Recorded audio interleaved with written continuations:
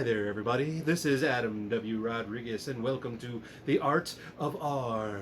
Welcome to episode number 9 of Kenny Vloggins, where I like to talk about reading and all of the art projects that I have going on, and whatever miscellaneous things that are going on in my day-to-day. This might be one of the last of the Kenny Vloggins episodes, because I've noticed that it gets very few views, and it's probably because either one, nobody's terribly interested in my day-to-day, which is fair, or two, the algorithm has no idea what to do with a vlog called Kenny Vloggins. So, I'm probably going to end up doing maybe 10 or maybe 12 of these in all, and then I'll think about rebranding the whole vlog thing. But until then, this is what we have. It is Kenny Vloggins. That silly inside joke will continue. But first, I want to introduce you to this guy. Her name is Meatball. She was a foster dog, and she was adopted very quickly because she's so cute. Why am I talking about a dog? Well, it's because I want to exploit her cuteness by showing you the subscribe button. You must subscribe. She's so cute. Subscribe, subscribe, subscribe. All right, now that my shameless self-plugging is over, let's talk about books. Guys, last time we saw a Kenny Vloggins, I was in the throes of a horrible reading slump. But that bad boy is gone because I have been reading like crazy lately. So, let's talk about the books that I have finished recently. I finally finished Catch-22 by Joseph Heller. It is an amazing book. It is historical fiction. It is a comedy. And it's got these great anti-war themes and absurdism and all that kind of stuff. I plan on doing a longer book review about this, but it is a great book, and I'm really glad that I read it. After that, I read the second book in the Gunslinger series, The Drawing of the Three by Stephen King. I hated the first book, and all of my friends were like, you've got to keep reading, you've got to keep reading. So I finally kept reading, and I'm glad I did, because this was a really, really good book, and I plan on doing a review of it in the near future. And then after I read that, I finished my little TBR that I had created earlier in the year by reading The Howling by Gary Brander. It was part of my Reading Werewolf Books series, and I finally knocked this bad boy out. It was really short and sweet. I plan on doing a review of this later on, and I was in a zone, man, so I just picked up Animal Farm by George Orwell, and I burned through that. And then after I finished that bad boy, I ended up reading this one right here, Elric of Melnibone. Melnibone? I don't know what that word is. It's got like a little accent mark on it. It's an odd word, but you know, Michael Moorcock, who wrote this wonderful book, he likes those really crazy high fantasy names, which are not always. I've only read them in my head, so I don't know how it's pronounced. Melnibone! Melnibone is what I call it. Elric of Melnibone is a really, really good book written by Michael Moorcock. Michael Moorcock is one of those like forefathers of high fantasy. It's very fairy tale, but with high stakes, and it gets a little bit more gruesome and darker, and it's a really cool book. It's part of the Elric saga, which I believe there are 6 books, and I've got all of them. I'm planning on reading all of them, but this was the first, and I plan on doing a review of this one as well.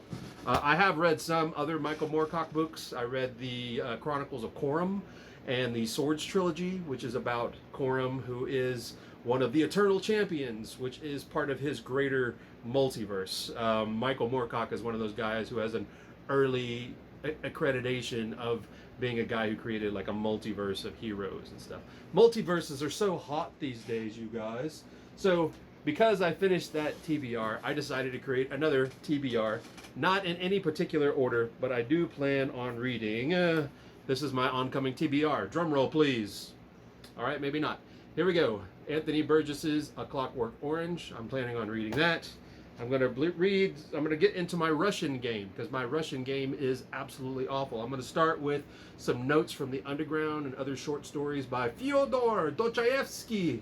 And then I'm going to be reading The Master and Margarita by, this is a great name, Mikhail Bulgakov. Mikhail Bulgakov. Master and Margarita. I've seen this recommended so many times, and I'm dying to read it. It's got some really cool concepts in it. But I've just recently started, and I plan on finishing, is the Connecticut Yankee in King Arthur's Court by Mark Twain. This is a book of his that I've always wanted to read, and I'm finally kind of getting around to it. I like Mark Twain a lot, and this might be the closest thing to a fantasy book I'll ever get from Mark Twain. So I'm looking forward to finishing that bad boy. Then I plan on reading a little bit more Orwell, 1984 by George Orwell. I read this a long time ago, and I barely remember it.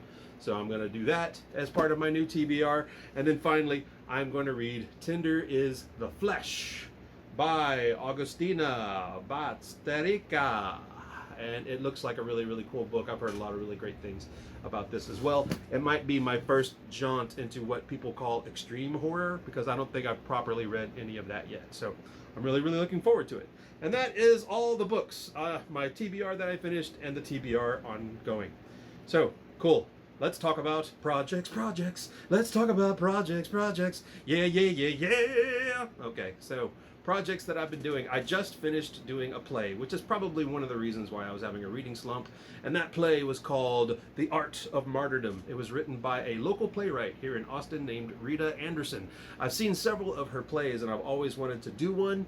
And when this audition came around, it was kind of a perfect storm. It was Rita Anderson as the writer, and Karen Jambon was the director, and these are two artists that I wanted to work with here for a few years in Austin, Texas, and I finally got the opportunity.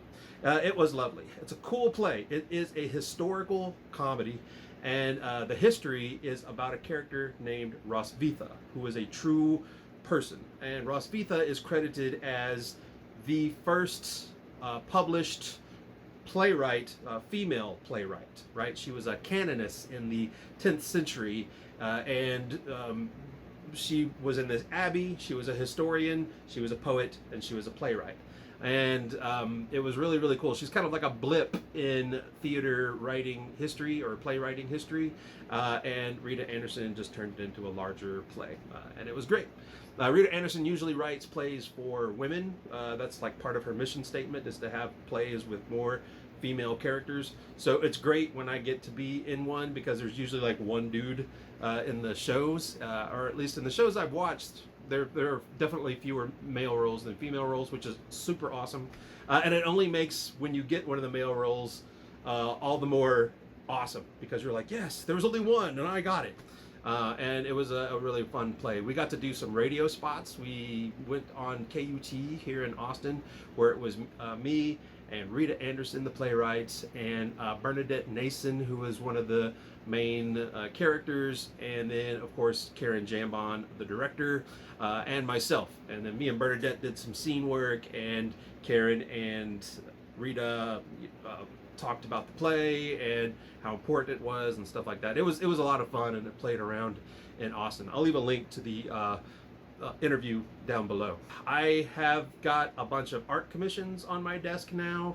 I've been commissioned to write a play, so I've got a lot of art work to do. Plus, I might have a big announcement here pretty soon as to the next performing gig that I have coming around. I don't want to jinx it. It sounds like I've got the gig, but anyway, I'll talk about it later. I know it sounds like I've got a lot of like money coming in with all these commissions, but like really they're not high-paying gigs per se. So if you're thinking about joining my Patreon, you should totally join my Patreon. And it just helps me have more time to create more art, more videos, and I really want to do more. And having a better Patreon definitely helps me do that. Awesome. So I think that's about it for this particular video. I really hope you enjoyed watching it. I know I enjoyed making it and doing all the editing for it. I really do appreciate you watching, and we will see you next time here at the Art of R. Ciao!